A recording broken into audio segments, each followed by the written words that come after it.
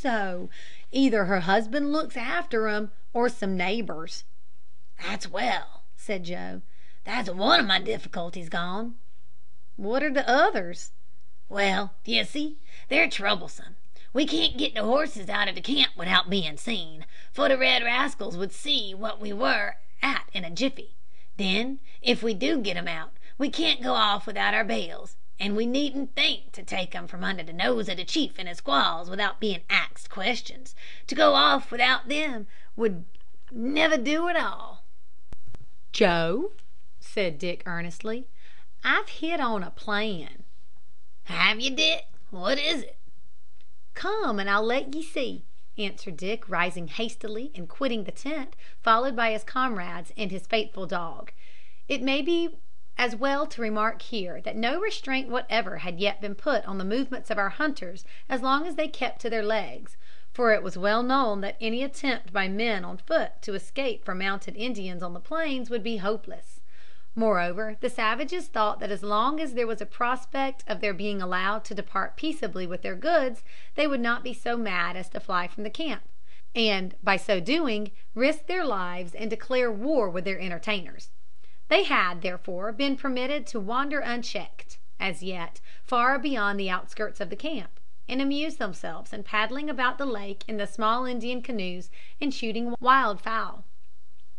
Dick now led the way through the labyrinths of tents in the direction of the lake, and they talked and laughed loudly, and whistled to Crusoe as they went, in order to prevent their purpose being suspected. For the purpose of further disarming suspicion, they went without their rifles.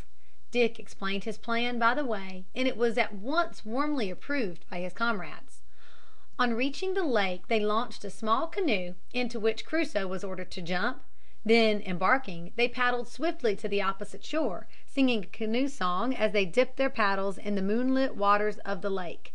Arrived at the other side, they hauled the canoe up and hurried through the thin belt of wood and willows that intervened between the lake and the prairie. Here they paused. "Is that the bluff, Joe?" "No, Dick, that's too near. To the other one'll be the best. Far away to the right. It's a little one, and there's others near it. The sharp eyes of the redskins won't be so likely to be prowling there." "Come on, then. But we'll have to take down by the lake first." In a few minutes the hunters were threading their way through the outskirts of the woods at a rapid trot, in the opposite direction from the bluff, or wooded knoll, which they had wished to reach. This they did lest prying eyes should have followed them. In a quarter of an hour they turned at right angles to their track, and struck straight out into the prairie, and after a long run they edged round and came in upon the bluff from behind. It was merely a collection of stunted but thick growing willows. Forcing their way into the center of this, they began to examine it. "It'll do," remarked Joe. "The very thing," remarked Henri. "Come here, Crusoe." Crusoe bounded to his master's side and looked up in his face. "Look at this place, pup. Smell it well." Crusoe instantly set off all round among the willows, in and out, snuffing everywhere, and whining with excitement. "Come here, good pup, that'll do. Now, lads, we'll go back." So saying, Dick and his friends left the bluff and retraced their steps to the camp.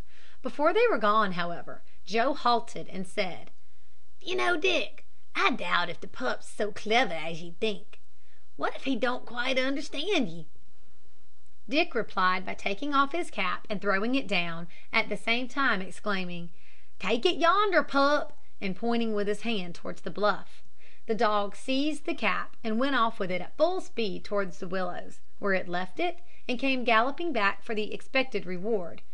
Not now, as in days of old, a bit of meat, but a gentle stroke of its head and a hearty clap on its shaggy side. "Good pup. Go now and fetch it." Away he went with a bound, and in a few seconds came back and deposited the cap at his master's feet. "Will that do?" asked Dick triumphantly. "Ay, lad, it will. The pup's worth its weight in gold." "Oui, I have said, and I say it again, the dog is human, so him is. If not, fat am he?" Without pausing to reply to this perplexing question, Dick stepped forward again, and in half an hour or so they were back in the camp. "Now for your part of the work, Joe. Yonder's the squaw that owns the half-drowned baby. Everything depends on her." Dick pointed to the Indian woman as he spoke. She was sitting beside her tent, and playing at her knee was the identical youngster that had been saved by Crusoe. "I'll manage it," said Joe, and walked towards her, while Dick and Henry returned to the chief's tent. "Does the Pawnee woman thank the Great Spirit that her child is saved?" began Joe as he came up. "She does," answered the woman, looking up at the hunter, "and her heart is warm to the palefaces." After a short silence Joe continued: "The Pawnee chiefs do not love the palefaces. Some of them hate 'em." "The dark flower knows it," answered the woman. "She is sorry. She would help the palefaces if she could." This was uttered in a low tone, with a meaning glance of the eye. Joe hesitated again. Could he trust her? Yes, the feelings that filled her breast and prompted her words were not those of the Indian just now. They were those of a mother whose gratitude was too full for utterance. "Will the dark flower," said Joe, catching the name she had given herself, "help the palefaces if he opens his heart to her? Will she risk the anger of her nation?"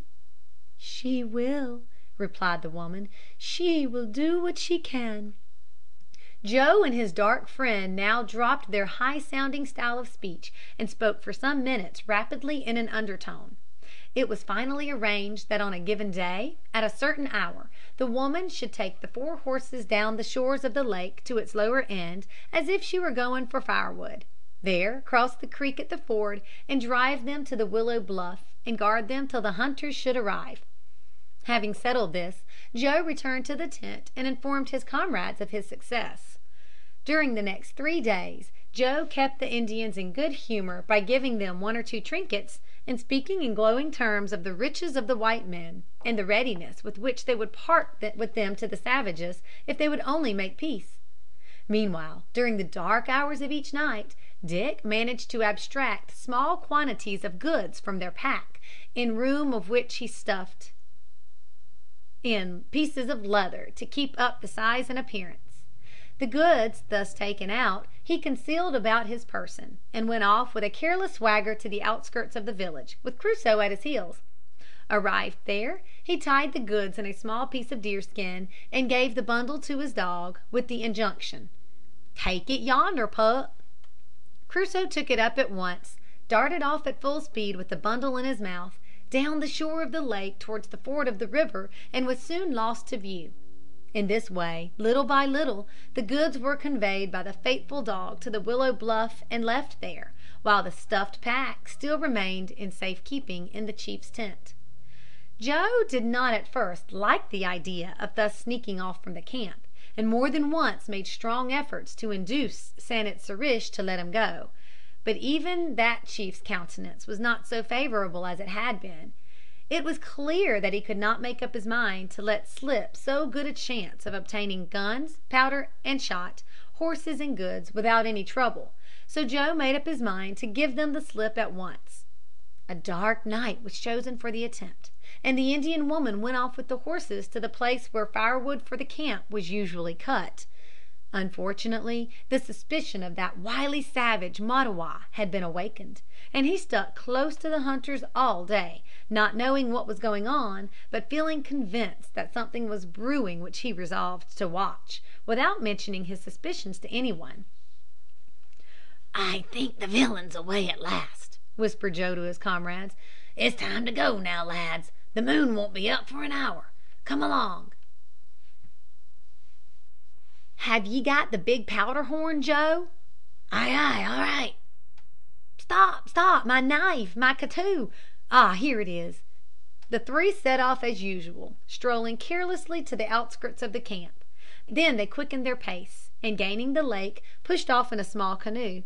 At the same time Mattawa stepped from the bushes, leaped into another canoe, and followed them. "Ha! He must die," muttered Henry. "Not at all," said Joe. "We'll manage him without that." The chief landed and strode boldly up to them, for he knew well that whatever their purpose might be they would not venture to use their rifles.